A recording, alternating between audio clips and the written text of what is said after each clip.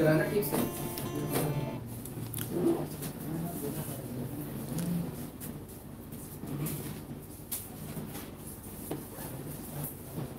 अब बात ना करना, अब जानना हो तो बात कर लो, ठीक है? और बहुत ज़्यादा कठिन सवाल हो या कुछ और बात हमसे कर लोगे। तो जैसे कॉपी करके पेस्ट करोगे, ये अपनी रेफरेंस या अपनी पोजीशन क्या करती हैं, इसके रिस्पेक्ट में बदल देती हैं। ये रिलेटिव सेल रेफरेंस का सबसे बड़ा क्या होता है, फायदा होता है, समझे? अब नीचे वैल्यूज लिखते जाओगे, कोई दिक्कत नहीं है। फॉर्मूला एक बार लगाइएगा और ये सारे रेफरेंसेस नीचे कॉपी होती जाएंगी। यहाँ जो फॉर्मूला आप लगाओगे, क्या ऐसा देखोगे कि रिजल्ट चाहिए होगा? रिजल्ट चाहिए होगा ना, 10 और 20 जुड़ करके 30 हो, तो यहाँ इस सेल में 30 दिखाई पड़ेगी और बैकग्राउंड में फॉर्मूला चला जाएगा, ठीक है? तो ये सारी चीज़ें विगत कक्षा में मैंने आपको करके दिखाई हैं और कुछ आपको कैलकुलेशन वगैरह करके समझाया था। तो ये तो समझ में आई। एलिमेंट मैंने लिखा था, कहा था थोड़ा जल्दी से समझ लेते हैं। तो सबसे पहले आती है वर्कबुक, आती है, क्या आती है? वैसे ये बुक के नाम से रहती है, एक्सेल वगैरह में काम करते हैं इसलिए वर्क जोड़ देते हैं, ठीक है? फिर हमने किसकी बात कही थी, शीट की, यहाँ जोड़ा था वर्कशीट। वर्कशीट में कहा था कि ये बनी होती किससे, रो से और कॉलम से। आपको पेपर के लिए इनके जो आंकड़े थे रो और कॉलम के, इनको याद रखना था। कितने बताए थे अभी आपने थोड़ी देर पहले? 10,48,576। वर्क करना होगा, कोई मतलब नहीं है, लेकिन आपको पेपर पास करना है इसलिए पूछते हैं। तो 10,48,576। और इस बात को मैंने प्रूव भी किया था कि चाहे वो एक्सेल होगा या लिब्रे ऑफिस कैल्क होगा या कोई अन्य सॉफ्टवेयर होगा, उसमें लगभग इसी तरह का नंबर मिलता है। थोड़े हो सकते हैं कि सबके स्टैटिक्स क्या है, थोड़े अलग अलग हैं। जैसे एक्सेल में कॉलमों की संख्या ज़्यादा है और लिब्रे ऑफिस कैल्क में क्या है, कम है। और इसके साथ तुम्हें ऑनलाइन प्लेटफॉर्म पर गूगल शीट पर काम करना बताया था, उसके अंदर भी आप लोगों ने देखा था, गूगल शीट के अंदर आप रो को बढ़ा सकते थे वहाँ पे, ठीक है? तो ये सारी बातें वहाँ आपने करके दिखाई थी, प्रूफ करके दिखाई थी। आप चूंकि CCC के लिए आए हो और ओपन सॉफ्टवेयर आपको पढ़ना है, ओपन सोर्स पढ़ना है, इसलिए हम लिब्रे ऑफिस में क्या सीख रहे हैं, कैल्क। लेकिन मैं आपको दोनों चीज़ें बताता रहूँगा, माइक्रोसॉफ्ट एक्सेल के साथ भी लेके चलेंगे, लेकिन जिनका CCC है वो इसी पर फोकस करेंगे। जैसे कौन सा ऑप्शंस किस मेन्यू में है, यहाँ से क्वेश्चन आएगा और यहाँ थोड़ा बदल जाएगा, ठीक है? पर अगर आप बेसिक बात की चर्चा करेंगे, अगर बेसिक चीज़ों को समझेंगे, चाहे इसमें हो चाहे इसमें, कैलकुलेशन ऐसे ही इसमें भी चलता है।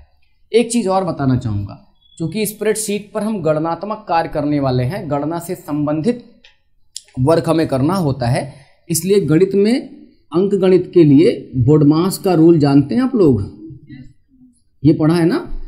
तो बोडमास वाला रूल यहाँ पे काम करेगा। जिनको नहीं पता वो जान लें, bracket of division, multiple, addition और सब्ट्रैक्शंस ऐसे करके सॉल्व होती ना। आपने अपनी कक्षाओं में पढ़ा होगा सरलीकरण के बारे में, सिंप्लीफिकेशंस के बारे में, तो ब्रैकेट तोड़ना वगैरह रहता था। वैसा ही कुछ चीज़ें यहाँ पर भी फॉर्मूलों को बनाते समय हम यूज करेंगे।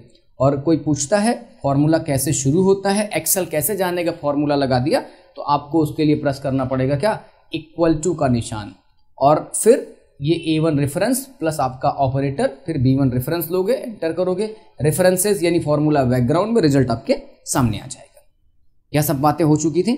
और इनिशियल लेवल पर आपको मैंने कुछ कैलकुलेशन, जोड़ना, घटाना, गुणा, भाग और क्या प्रतिशत, ये सब निकालना पिछली कक्षा में सिखाया था, ठीक है? ये हो गया इतना। अब आपको थोड़ा सा कैलकुलेशन और कराऊंगा और एक दो इस पे वर्क करके दिखाऊंगा। जरा इसको स्क्रीन पर रखिएगा। मुझे पीछे के छात्र बता दें कि ये जो हमारा कंटेंट है, स्क्रीन है, वो दिखाई पड़ रही है ठीक से? और बड़ा कर दें। ऑनलाइन वाले जो दिख रहे हैं वो जरा बता दें, कहीं फट तो नहीं रहा ये?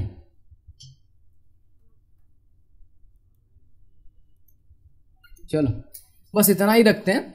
और एक बार पुनः समझिएगा, क्योंकि मैं लिब्रे ऑफिस कैल्क आपको सिखा रहा हूं और आपको ये वर्ड में राइटर पढ़ाते समय बताया था कि कोई सॉफ्टवेयर ओपन करोगे तो सामने उसका इंटरफेस आता है। क्या आता है? ये इसका विंडो इंटरफेस है। इसमें ऐसे भी तमाम छात्र होंगे जिन्होंने शायद लिब्रे ऑफिस कैल्क को शुरू करने का तरीका नहीं समझा होगा, तो उनके लिए बताना चाहूँगा। क्योंकि मैं ऑपरेटिंग सिस्टम विंडोज 7 यूज कर रहा हूँ, इसलिए स्टार्ट बटन पर क्लिक कर रहा हूँ, सामने ऑल प्रोग्राम वाली लिस्ट मिलेगी और यहाँ से आपको मिल जाएगा क्या, लिब्रे ऑफिस। देखो ये हमने इंस्टॉल कर रखा है 7.3 और इसके अंदर लिखा मिलेगा क्या, कैल्क। सही। और अगर जिनको एक्सेल यूज करना है वो क्या करेंगे, आपके लैब में जो भी कंप्यूटर उस पर दोनों सॉफ्टवेयर मौजूद हैं।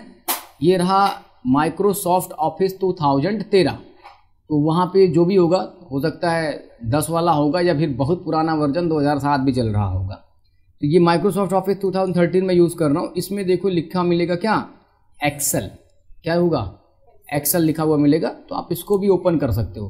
तो जिनको CCC करना है वो कैल्क में रहेंगे और बाकी जो नॉर्मल जिनका और दूसरा प्रोग्राम है वो एक्सेल यूज़ कर लेंगे। तो ये ऐसा इंटरफेस दिखाई पड़ेगा आपकी स्क्रीन पर एक्सेल का भी।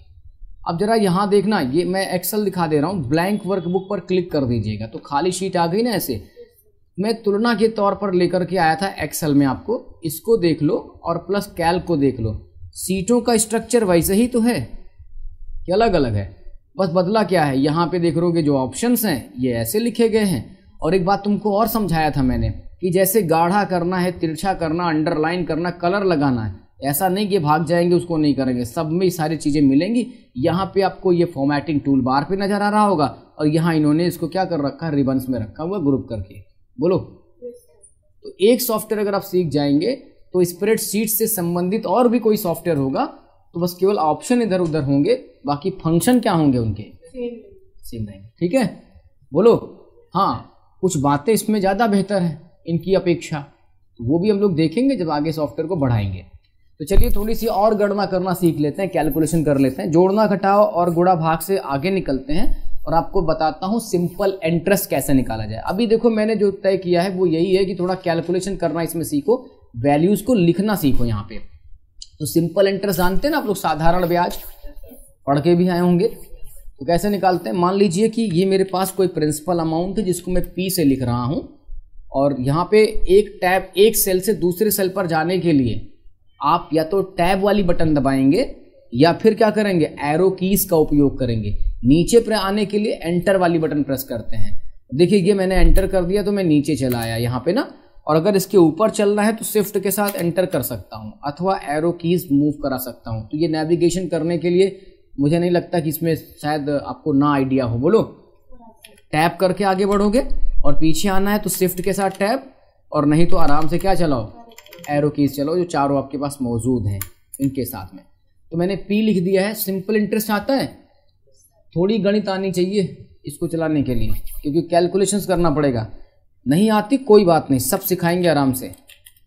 तो यहाँ पे हो गया प्रिंसिपल अमाउंट और फिर क्या आता है, रेट, और क्या चाहिए होता है, टाइम, और इधर चाहिए हमको क्या, SI, सब इंस्पेक्टर नहीं है ये क्या है, हाँ सिंपल इंटरेस्ट है। साधारण ब्याज बोलते हैं इसको, क्या बोलेंगे, साधारण ब्याज बोलते हैं। तो साधारण ब्याज निकालोगे कैसे, ये रहा, मान लीजिए मेरे पास 5,000 रुपये थे और मैंने इसको 4% वार्षिक ब्याज की दर पर, अब यहाँ कल मैंने बताया था प्रतिशत लगा देते हैं तो भाग करने की जरूरत नहीं पड़ रही थी, 4% लिखा हुआ है। 5 सालों के लिए मैंने इसको पैसा बैंक में रख दिया, बताइए मुझे ब्याज कितना मिलेगा। तो साधारण ब्याज का फॉर्मूला कहता है कि आप अपना प्रिंसिपल अमाउंट और आपका रेट, इसका मल्टीप्लाई, जिनको नहीं पता है इनटू में स्टार वाला जो साइन होता है वो इनटू का काम करता है। ठीक है, फिर क्या करते हैं, यहाँ पर ये टाइम वाला ऑप्शन इस तरह से लेते हैं। अब आप कहोगे सर 100 से आप भाग क्यों नहीं कर रहे हो, मैंने आपको लॉजिक बता दी है, क्योंकि यहाँ पे लिखा है 4%। 4% का मतलब ही होता है 4 बटा, यानी 4% का मतलब 1/100 के साथ ये लिखा गया है, इसलिए आपको भाग करने की जरूरत नहीं है। आप इंटर कर दीजिएगा, देखिए आपको कितना ब्याज मिल चुका है, 1000, यानी 5,000 रुपया 4% वार्षिक ब्याज की दर से जमा करेंगे 5 सालों के लिए, तो आपका ब्याज आएगा कितना, 1000 आएगा। तो ये वाला कैलकुलेशन आप लोगों को परफेक्टली समझ में आया। अब यहाँ देखो मैं कुछ फॉर्मेटिंग यूज कर रहा हूँ, राइटर को पढ़ाते समय ये सब चीज़ें बता रखा हूँ। बोलो, तो इसको कर पाओगे कि नहीं ये वाली फॉर्मेटिंग्स। ये था अलाइनमेंट था, देखो मैंने कौन सा अलाइनमेंट लगा दिया, सेंटर का अलाइनमेंट्स, और इसको बोल्ड कर रखा था, कलर चेंज किया था और कलर फिलिंग कर दी थी। और एक चीज़ और है, थोड़ा सा जो हमारी ये जो रो और कॉलम दिखाई पड़ रहे हैं, छोटे छोटे जो ब्लॉक आ रहे हैं, सेल जिसको आप लोग बोल रहे हो, इनमें ये जो पतली लाइन दिखाई पड़ रही है इसको ग्रिड लाइन कहा जाता है। क्या कहा जाता है, ग्रिड लाइन कहा जाता है। अगर ये ग्रिड लाइन नज़र नहीं आएगी तो रो और कॉलम की बाउंड्री हम नहीं पहचान पाएंगे। तो तुम्हें एक बात और सिखाना चाहूँगा, ये व्यू मेनू में जाना, देखो लिखा है यहाँ पे व्यू ग्रिड लाइन, कभी कभी ऐसे ये डिसेबल हो जाती है, दिखाई नहीं पड़ती है, तो आप कहोगे सर ना तो कॉलम समझ में आ रहा ना रो समझ में आ रही है। ऐसा नहीं कि वो नहीं है, या ऐसा नहीं कि ये काम नहीं होगा, सब होगा, लेकिन हमको रो और कॉलम की स्पष्टता नज़र नहीं आ रही है। तो क्या कर लेंगे, हम आराम से यहाँ जाएंगे व्यू में और ग्रिड लाइन को क्या कर लेंगे, तमाम फॉर्मेट बनाते समय फॉर्मेट डिज़ाइन कर लेने के बाद पीछे से ग्रिड लाइन हटा लेते हैं। मैं ये वाला भी आपके सामने उदाहरण लेकर के आऊँगा और दिखाऊंगा कब ग्रिड लाइन रखते हैं कब नहीं रखते हैं। तो बाय डिफ़ॉल्ट आपको ग्रिड लाइन क्या होगी, ओपन मिलेगी, नहीं तो पता ही नहीं लगेगा ना कि कहाँ अपना रो है और अपना कहाँ पे कॉलम है। तो देखना हर जगह पे ग्रिड लाइन मिलती है। देखो ये एक्सेल यूज़ कर रहा हूँ, इसमें भी व्यू में ही ग्रिड लाइन लिखी हुई, देखो पढ़ो यहाँ पे, पहचाने ग्रिड लाइन सब। तो ग्रिड लाइन अगर नहीं रहेगा तो एक फ्रेशर के लिए, जो शुरुआती छात्र हमारे, वो परेशान हो जाएंगे, रो किधर है, कॉलम किधर है, बाउंड्री नज़र ही नहीं आ रही है। इसलिए यह ध्यान रखिएगा, बीच में बताता रहूँगा। हम चाहें तो इस पर एक चारों तरफ से बॉर्डर कर सकते हैं। अब आपको बॉर्डर तो अच्छे से पता है, बोलो, ये लगा दिया मैंने, एक फॉर्मेट बन गया, सिंपल इंटरेस्ट है। अब यहाँ पे क्या होगा, इसका फ़ायदा क्या हुआ, ये 5,000 अगर 15,000 हो जाए तब क्या होगा, कोई दिक्कत नहीं होगी। देखिए इधर रिजल्ट बदल गया कि नहीं बदल गया, बदला कि नहीं। अब एक चीज़ आज और भी सीख के जाना, बीच में मैं फिर आएगा क्रम में पढ़ाऊंगा। इस 15,000 को 25,000 लिखना है। तो आप कहोगे सर इसमें क्या है, यानी कि यहाँ पर जहाँ 1 लिखा वहाँ जाके 2 लिख दूँ, काम बन जाएगा। तो जैसे ही जिस सेल में लिखना होता है, ध्यान रखिएगा, ये यहाँ पे कर्सर ऐसे चलता है रेक्टेंगल में, तो यहाँ पे अपना कर्सर रखिए। जिस सेल में आपका कर्सर होगा वो सेल एक्टिव मानी जाएगी। क्या मानी जाएगी, बाकी क्या होगी, वो डीएक्टिव है। ये एक्टिव सेल है, इसी में लिखा जाएगा। नहीं तो तुम सोच रहे हो कि मेरे को इधर E2 में लिखना है, लिख उठे, जब तक इनको लाओगे नहीं तब तक ये एक्टिव होने वाले नहीं है। तो यहाँ पे देखो हमने रखा, ये सेल एक्टिव हो गई। मैं चाहता हूँ कि 15,000 में जहाँ 1 लिखा है वहाँ पे 2 हो जाए। तो आप सोचो कि चलो आराम से ऐसे 2 टाइप कर देते हैं, लेकिन ये क्या, ये तो सारा मिट गया, सब मिट गया ना। अब अगर आप चाहते हो, डिजिट लिखे थे कोई ऐसे 10,48,576, उसमें से 77 करना था, पूरा मिट जाएगा, आंकड़े याद नहीं रहेंगे। तो इसको एडिट करने का तौर तरीका सीखें, सेल को एडिट करने का। ये एडिट वाला वर्ड बोल रहा हूँ, कोई दिक्कत तो नहीं, जिनको नहीं पता मतलब क्या करना है, इसमें परिवर्तन हम करना चाहते हो, आपको आराम से F2 की प्रेस करनी होगी। क्या, कर्सर अंदर पहुंच जाएगा और यहाँ पे जा करके इजीली क्या कर लीजिएगा, 2 लिख दीजिएगा। तो एडिटिंग आज ही कर लो, जिससे बाद में ये वाली समस्या ना रहे। बोलो अच्छा, केवल F2 करके सकते हैं, और कोई विकल्प नहीं था। डबल बार सर क्लिक कर दीजिए, कर्सर अंदर चला जाएगा सेल में। अब इसको 2 की जगह 3 बना लीजिए, जो भी मन में है वो बना लीजिए। और कोई तरीका था क्या, जी बिल्कुल था, ये फॉर्मूला बार है, यहाँ जा करके आप 4 लिख दीजिए, बदल दीजिए। देखो सारा आंसर बदला कि नहीं बदला, कौन सा। अब इन्होंने कहा कि सर 4% की जगह 6% कर दीजिए, तो हमने F2 बटन प्रेस कर दिया और अंदर जा करके यहाँ पे क्या कर दिया, 6 लिख दिया। बताओ कोई समस्या किसी को। एडिट वाला भी इशू कंफर्म हो गया। पूछा गया है पेपर में कि किसी सेल को कैसे एडिट करोगे, तो 3 तरीका है अपने पास। कौन कौन सा, bye pressing the F2 key, by pressing the left button of a mouse 2 times, and third option is the what, go to the formula bar, यहां से कर सकते हो। ठीक, ऐसे पूछ सकते हैं। तो तीनों आपको पता चल चुके हैं। अब यहां से कितने लोगों को पता है कि कंपाउंड इंटरेस्ट क्या होता है। कंपाउंड इंटरेस्ट, कंपाउंड इंटरेस्ट को निकालने से पहले आपको निकालना पड़ेगा मिश्र धन, जिसको हम ए से लिखते हैं। क्या लिखते हैं, उसके बाद निकालेंगे क्या, कंपाउंड इंटरेस्ट। अच्छा, उधर तो मैं जा रहा हूं कंपाउंड इंटरेस्ट फाइंड आउट करूंगा, लेकिन मुझे ये बताओ, छोड़ो जाने दो, ए निकालते हैं। पहले ए फाइंड करते हैं मिश्र धन, और उसके बाद फिर फाइंड आउट क्या करने वाले हैं, चक्रवृद्धि ब्याज। क्या निकालेंगे, हिंदी में चक्रवृद्धि ब्याज बोलते हैं। ए कैसे निकलता है, ए का फॉर्मूला पता क्या होता है, कैसे, पहले तो आपको लिखना पड़ता है पी। मैं यहाँ बोर्ड पे लिख दे रहा हूँ, जिससे आपको थोड़ी सी एक बात समझ में आ जाएगी। इधर ही रहने देना, कोई दिक्कत नहीं। चक्रवृद्धि ब्याज जानते हो कि नहीं, साधारण ब्याज और चक्रवृद्धि ब्याज में क्या अंतर होता है, पता है या बताऊं, मैं बता देता हूं। अगर आपने 1,000 रुपए बैंक में जमा किए, 5% की दर पे जमा किया 1 साल के लिए, ठीक है, तो इसका ब्याज कितना हो जाएगा, इसको यहां से रखते हैं 100, काट देते हैं, ये हो जाएगा 50 रुपया। ठीक, और आपने वही पैसा फिर अगले साल के लिए आगे बढ़ा दिया। तो देखो अभी पहले फर्स्ट ईयर में आपका जो प्रिंसिपल अमाउंट था वो कितना था, 1000 रुपया। सेकेंड ईयर में ये जो ब्याज कमाए हो ना, इसको भी प्रिंसिपल अमाउंट के साथ जोड़ लिया जाए। 1000 क्या अब हो जाएगा 50, तो ये सेकेंड ईयर के लिए बन जाता है प्रिंसिपल अमाउंट। अब इस पर जब ब्याज लोगे तो इस ब्याज को क्या कहते हैं, चक्रवृद्धि ब्याज। यानी कि जो ब्याज पहले साल मिला उसको प्रिंसिपल अमाउंट में जोड़ दिया तो अगले साल के लिए क्या बन जाता है वह, अब इस पर ब्याज लगेगा। यानी कि ब्याज पर भी क्या लगना शुरू हो जाता है, ब्याज लगना शुरू हो जाता है, तो उसको क्या कहते हैं, कंपाउंड इंटरेस्ट कहते हैं। ये पता है ना सबको। तो मैं देखो क्यों ऐसा सीआई क्यों पढ़ाना चाहता हूँ, ये तो तुम अपनी कॉम्पिटिशन्स में पढ़ ही रहे होगे।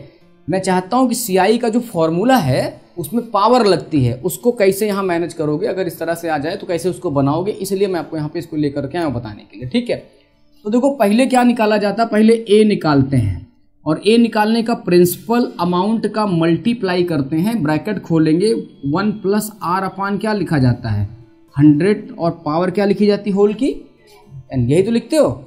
जब ए पता हो जाएगा तो सीआई कैसे निकलेगा, ए माइनस के साथ क्या ए रख देते हैं, बोलो। तब ये दो फॉर्मूले का यूज करते हुए ए निकालते हैं और फिर क्या पता कर लेते हैं, अरे मिश्र धन माइनस क्या आपका मूलधन, तो क्या पता चल जाएगा, कंपाउंड इंटरेस्ट। तो चलो पहले ये फॉर्मूला बनाता हूँ, ये वाला फॉर्मूला एक्सेल पे कैसे बनाया जाएगा, स्प्रेडशीट पर कैसे बनाया जाएगा, उसको सिखाने चल रहा हूँ, इधर वाला। चलिए चलो दिखाता हूँ एक ऐसे बनाओगे। ये बन गया क्या अपना प्रिंसिपल अमाउंट ना, ये कहे बनेगा, ऐसे कहे कह रहे हो, ये वाला है A2 मल्टीप्लाइड बाई क्या, ऐसे लिखना है 1 + r/, क्या, तो ब्रैकेट खोलिए, यहां लिखिए 1, लगाइए प्लस का निशान, r मतलब रेट से है, किससे है, तो रेट यहां पे दिया हुआ है। अच्छा देखो परसेंट लगा है तो 100 लिखने की जरूरत थी, तो r हो गया, और एक्सपोनेंट लगाएंगे 6 वाली नंबर की बटन प्रेस करके, कल बताया था मैंने। अब क्या करना है, ये जो टाइम है वो चला जाएगा किस पे, पावर के रूप में। हो गया इतना, और करिएगा आराम से एंटर, देखिए सॉल्व हो गया कि नहीं हो गया। इतना रुपया हो जाएगा हमारा क्या, मिश्रधन ए हो जाएगा। और हम क्या करने वाले हैं, इस अमाउंट से इस अमाउंट को क्या कर देंगे, घटा देंगे, तो मुझे पता चल जाएगा मेरा 15,220 रुपया क्या मिल रहा है, कंपाउंड इंटरेस्ट मिल रहा है 6% वार्षिक ब्याज की दर पर 5 साल का। तो दोनों ब्याजों में अंतर आया कि नहीं आया, 5 साल में अगर साधारण ब्याज मिलता तो 13,500 रुपया मिलेगा, और अगर सीआई लोगे तब कितना मिलेगा, 15,220 रुपये मिलेगा। ये दोनों का अंतर आया, तो ये बना लोगे। मेरा जो मेन मकसद था, उद्देश्य था, वो तुमको इस तरह के फॉर्मूले बनाने सिखाने थे कि ऐसे अगर इसमें ये सारी चीजें आ जाएं, पी वेरिएबल आ जाए, ए आ जाए, आर आ जाए, 1 आ जाए, इन सबको कैसे लिखोगे, इसलिए मैं इसको करना चाहता था कि इसको देख लो। तो ये वाला पूरा स्ट्रक्चर आज जा करके भी बनाइएगा, और उसके बाद चलिए तुरंत आपको एक रिजल्ट रिपोर्ट भी करवाता हूँ। कर लोगे इसको, तुमसे पूछ रहा हूँ, तुम्हें पूछ रहा हूँ, हाँ आ जाएगा ना, ठीक।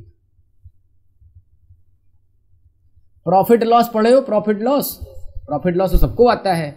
100 रुपए का सामान खरीद के 90 रुपए में बेच देंगे, लाभ होगा कि हानि होगी, हानि हो गई। कै रुपए की, 10 रुपए की। मैं पूछूं कितना % की हानि हुई, तब कैसे निकालोगे, अभी बनाएंगे एक्सेल पर इसको, ठीक है। इस तरह का भी फॉर्मेट डिजाइन करेंगे। ये नोटेड हो गया, सबने लिखा। अब आप जितना भी अमाउंट होगा लिखते चले जाइएगा। ये सीआई था और ये ए था। अब इसी फॉर्मेट को यहां पर भी लगाना चाहता हूं। एक चीज और सिखा देता हूं इसी वक्त, तो तुम्हें पता होगा ये क्या है, क्लोन फॉर्मेटिंग। अरे क्लोन नहीं जानते हो, ये जो एसआई पर फॉर्मेटिंग हुई वही ए और सीआई पर भी हो जाए। तो करते क्या, कर्सर यहां रखते हैं, क्लोन फॉर्मेटिंग पर क्लिक कर लेते हैं, यहां क्लिक कर देता हूं, उसके बाद फिर से जाके यहां क्लिक कर देता हूं। हो गया कि नहीं, तो फॉर्मेट अपना रेडी है। कैलकुलेशन समझ में आ गया, सिंपल इंटरेस्ट और कंपाउंड इंटरेस्ट निकाल लोगे। तो ये मैंने पूरा फॉर्मेट बनाया यहाँ पे। अच्छा, आप चाहते तो एक सिंगल फॉर्मूले में जो E2 - A2 का खेल हुआ उसको एक ही जगह लिख सकता था मैं। पहले इतना करिएगा, फिर बताऊंगा। इसमें थोड़ा सा और चेंज करूंगा, एक ही साथ निकाल देता। चलिए एक रिजल्ट रिपोर्ट की तरफ चलते हैं। हमको एक रिजल्ट बनाना, सामूहिक रिजल्ट बनाना है। हमारी क्लासरूम में 60 लोग बैठे हैं, सभी का रिजल्ट मुझे बनाना है।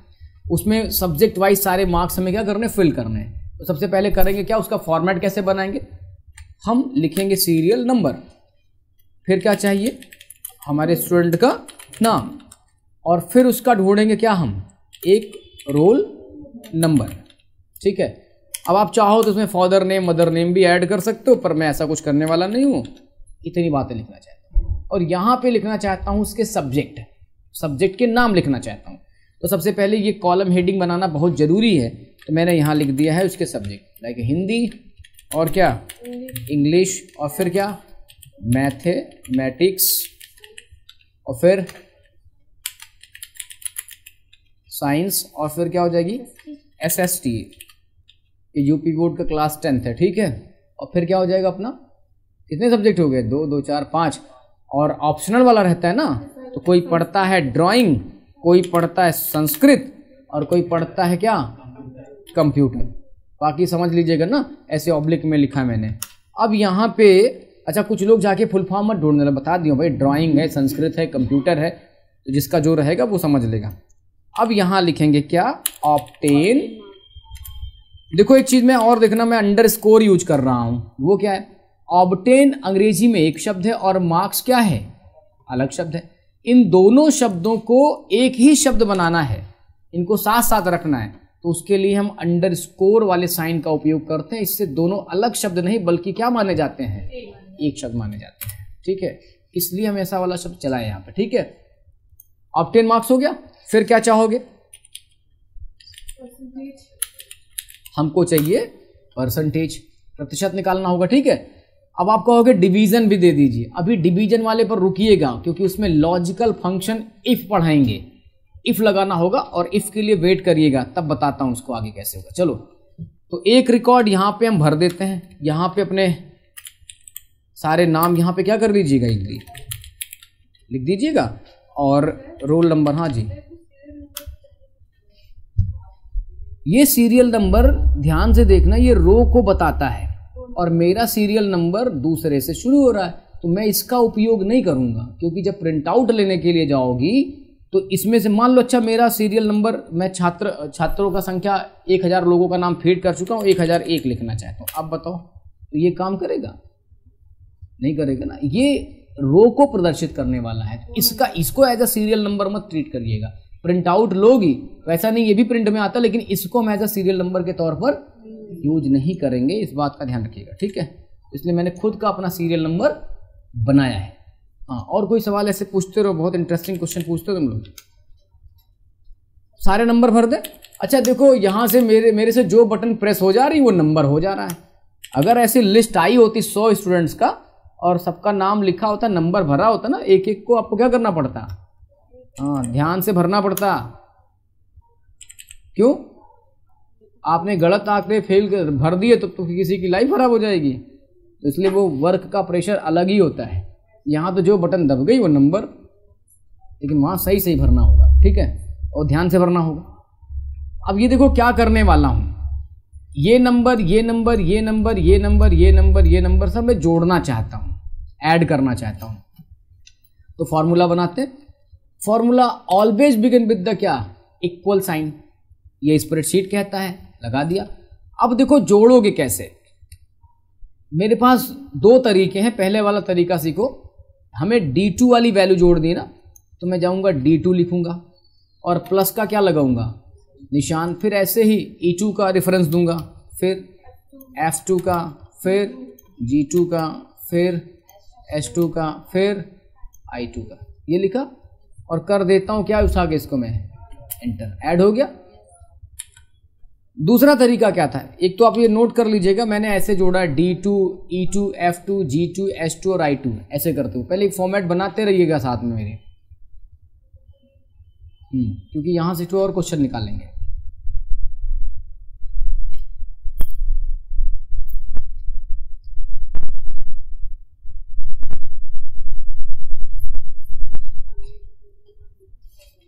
अरे रुक जाओ, अभी बताता हूं ना।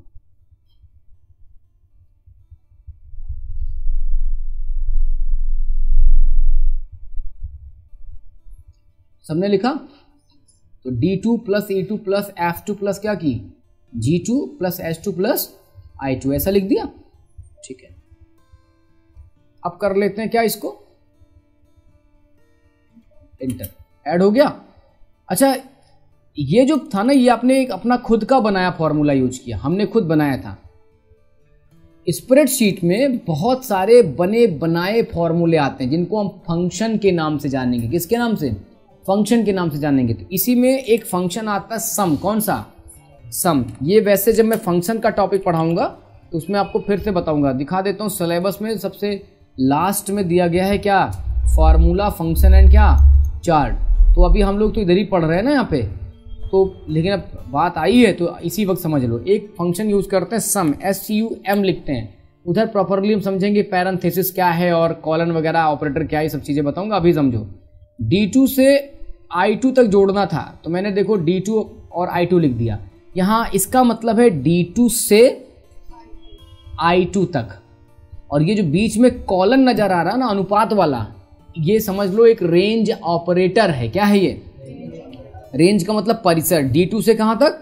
I2 तक जोड़ना है, और ब्रैकेट क्या कर दोगे आप लोग, बंद करोगे। देखो जुड़ गया कि नहीं जुड़ गया।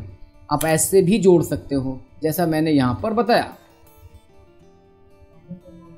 माइनस तो आपको के लिए उसके कोई प्रॉपर फंक्शन नहीं होता है। माइनस इसलिए नहीं बना, किसमें से किसको घटाना होता है, किसी को में से किसी को घटाना होता है, इसलिए उसका लाइब्रेरी फंक्शन नहीं है। उसके लिए आपको ऑपरेटर यूज करना पड़ेगा माइनस के साथ में। ठीक, जोड़ने के लिए तो बना है। अच्छा, ये समझ में आया? ये वापस एक बार देख लो, लिख लेना कि दूसरा तरीका था ऐड करने का। फंक्शंस को हम फिर से बोल रहे हैं, प्रॉपरली सीखेंगे जो भी मैंने टॉपिक दिखाया था वहां पे। हाँ बोलो, D2 के बगल में क्या, D2 के बगल कहां प्लस का साइन है भाई? D2 के बगल प्लस का साइन लगाने की जरूरत नहीं है। अब जिनको ये बात नहीं समझ में आ रही, फंक्शंस का मतलब होता है कि जोड़ने का रूल रेगुलेशन पहले से ही क्या है, वो प्रोग्रामिंग्स में डिफाइन करके रखा गया है। खाली तुम वैल्यू बता दो, वो आंसर दे देंगे आपको। इसलिए आपको प्लस जैसे निशान लगाने की यहाँ कोई आवश्यकता नहीं है। इसीलिए ये लाइब्रेरी फंक्शंस है, ये प्री डिफाइंड फंक्शंस है स्प्रेडशीट का। खाली कॉल करो और वैल्यू डालो और रिजल्ट ले लो। ठीक है, तुम्हारी हेडेक नहीं है, तुम्हें बैठ के नहीं जोड़ना, ना तुम्हें कोई फॉर्मूला बनाना है यहाँ पे। तो ये प्री डिफाइंड फंक्शंस है। ये बात समझ पा रही हो? बोलो। इसलिए हमने इसका यूज किया सम का। ऐसे बहुत सारे फंक्शंस हैं, सैकड़ों की संख्या में एक्सेल्स में फंक्शंस मौजूद होते हैं जिनके अपने अलग अलग क्या रहेंगे, कार्य रहेंगे। तो जब आखिरी में पहुंचेंगे उधर तब सारा सिखाऊंगा। ये बीच में था, मैंने कहा इसको भी सीख लो, जानते रहो आप लोग। हो गया? अच्छा, एक चीज और सीखो। अगर मैं ये डिलीट कर दूं और अल्ट के साथ इक्वल हिट करूं तब भी ये सम फंक्शन सीधे कॉल होता है। लेकिन ध्यान देना, रोल नंबर भी जोड़ लिया इसने। C2 से आ रहा ना, ये जितने नंबर थे उसको ऑटोमेटिक डिटेक्ट करते हुए उसने जोड़ दिया। पर हमको ऐसा नहीं चाहिए, हमको चाहिए कहां से? D2 से। तो देखो, मैं ये वाला इसलिए बताया क्योंकि तुमको प्रश्न के लिए पूछा जाएगा कि अगर आप ऑटो सम करना चाहते हो तो कौन सा कीबोर्ड शॉर्टकट चलाओगे? अल्ट के साथ इक्वल। कई क्वेश्चन यहां से निकल रहे हैं CCC के लिए। अल्ट के साथ क्या यूज करेंगे? Equal to. ऑटो सम के लिए अगर आप सम ऑटोमेटिक करेंगे तो कर लीजिएगा, लेकिन ध्यान रखिएगा कहीं रोल नंबर न जोड़ दें, तो रेफरेंस में थोड़ा चेंज कर दीजिएगा। ठीक, अल्ट प्लस क्या हो जाएगा? इक्वल हो गया। तो जोड़ने का तौर तरीका समझ में आया? देखो, इधर जिन्होंने गणित पढ़ा होगा ये निशान दिख रहा होगा, सिंबल सिग्मा का है, इसी के अंदर फंक्शन है सम। इधर से भी जाकर के बुला सकते हो सम को। दिखाता हूं कैसे। ये गया, देखो मैं यहां पहुंचा, इक्वल निशान लगाया। क्या भाई साहब सिग्मा वाले चले गए क्या? हमको दिख नहीं रहा है। ये आया, ये सम को बुलाया, देखो अपने आप ही लग गया। लेकिन यहां से नहीं, ये रेंज अपने को कहां से चाहिए? हमको ये रेंज ऐसे खिसका दिया पकड़ करके। देखो सही हो गई। एक नहीं, बहुत सारे तरीके। ये तो एरर हो गया, कुछ गलत हो गया इसमें। देखो ये भी आ जाएगा, ऐसे एरर भी हो जाएगा। मैंने खिसकाया तो देखो J2 को जोड़ दिया इसने, इसलिए रेफरेंस को थोड़ा स्मार्टली बनाइएगा। अब सही है? जिसमें रिजल्ट आ रहा था वो भी ऐड कर दिया, तो ऐसे एरर भी दे देता कभी कभी है। तो रेफरेंस अगर आप गलत टाइप कर दोगे तो रिजल्ट भी क्या हो जाएगा, देखो ये एरर आ जाएगी। तो फंक्शन के पीछे समझ में आया? क्या क्या पता किया? अल्ट प्लस इक्वल से सम होता है, SUM लिख करके रेंज बता देने से सेलों का वो भी ऐड कर देता है, और अगर नहीं आए तो अपना सिंपल सा काम है, इक्वल टू लगाएं और जिसको जोड़ना है वो जा करके क्या करें ऐसे। अच्छा, ये छोटा रेंज होता तो जोड़ने में आसानी होती, लेकिन ऐसे बहुत बड़ी रेंज को जोड़ना होता तो इस तरह से करना एक बोरिंग काम है। इसलिए वहां पे क्या लगाते हम, लाइब्रेरी का function you predefined function sum को कॉल कर लेते। ठीक है, इतना समझ में आया, जोड़ना आ गया। चलिए प्रतिशत निकालिए।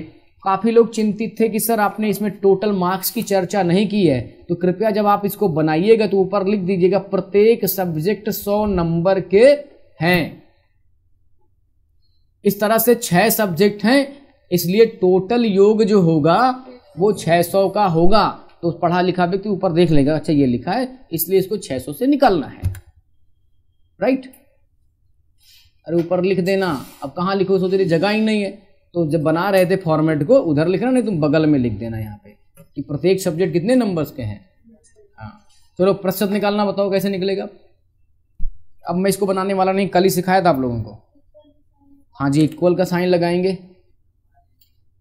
हाँ बोलो बोलो, एक लोग बोलो। अच्छा, सब लोग अपनी कॉपी पर इसका रेफरेंस के साथ फॉर्मूला बनाकर दिखा दो मुझे, उसके बाद मैं बताता हूं। रेफरेंस आपके सामने स्क्रीन पर दिख रहा है, आप बनाइए फॉर्मूला।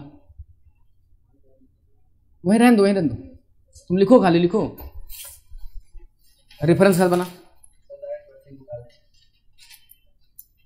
इतना एहसान ना करें, आप मुझे फॉर्मूला बना के दिखाएं। जो भी है, जो भी, हमको एग्जैक्ट पर्सन नहीं चाहिए। मुझे पता आपको गणितज्ञ लोग हो, जानते हो, वो कैसे बनाओगे वो बताइए मुझे।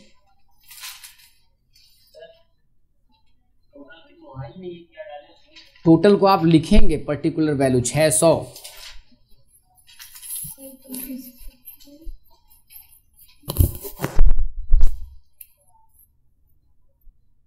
अभी और भी चीजें हम लोग लेंगे, और भी फॉर्मेट लेके आएंगे। ये तो सिंपल सा है, एक फॉर्मेट बनाओ, निकालिए प्रतिशत कैसे निकलता है।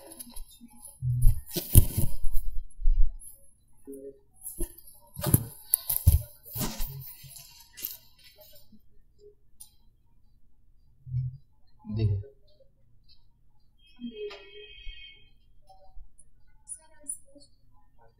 दिखाओ जरा, ये ऐसे कैसे बना। प्रतिशत निकालना नहीं जानते आप लोग। ऑब्टेन मार्क्स कहाँ लिखा, दिखाइए जरा मुझे। हाँ, J2 अपॉन 600 मल्टीप्लाइड बाई 100। ये जिसने लिखा है उनको बधाई, ठीक है। और जो नहीं बना पाए इधर वाइट बोर्ड पर स्क्रीन पर देखा है, परसेंटेज निकालना है, ठीक है। ये दुश्वारी है कि आप लोग पहुंच गए ग्रेजुएशन में और प्रतिशत नहीं निकलता है, कुछ को छोड़ के, सबकी बात नहीं कर रहा हूं मैं।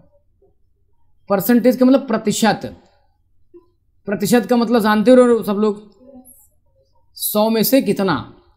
तो देखो ये जो 449 लिखा है, और मैं बार बार भाई बोल भी रहा हूं,